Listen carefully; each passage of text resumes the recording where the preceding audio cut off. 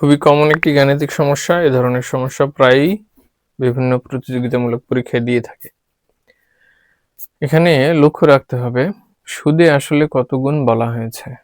আমরা এই ধরনের গাণিতিক সমস্যার ক্ষেত্রে সবসময় আসল ধরে নেব 100 এবং যদি বলা হয় দ্বিগুণ হয়েছে তাহলে মুনাফাও হবে 100। যদি 3 গুণ বলে তাহলে মুনাফা হয়ে যাবে 200। কিভাবে?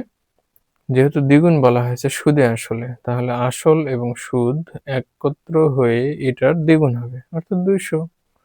যদি 3 গুণ বলা হয় 200 এবং 100 300, যা আসলে 3 গুণ। এভাবে 4 গুণ বলা থাকলে মুনাফার পরিমাণ দাঁড়াবে 300। তো আমাদের এই ক্ষেত্রে কোনটি কাজে লাগছে? দ্বিগুণ বলা হয়েছে, তাই আসল যত মুনাফাও তত, তাহলেই এটি দ্বিগুণ হয়ে যাচ্ছে। তো আমরা এটি কাজে লাগাবো, কাজে লাগিয়ে সমস্যাটির সমাধান করব। এখানে কি বের করতে বলা হয়েছে? কত বছর, অর্থাৎ সময় জানতে চাওয়া হয়েছে। সময় সমান, আমরা সূত্রটি জানি, 100 গুণন মুনাফা আসল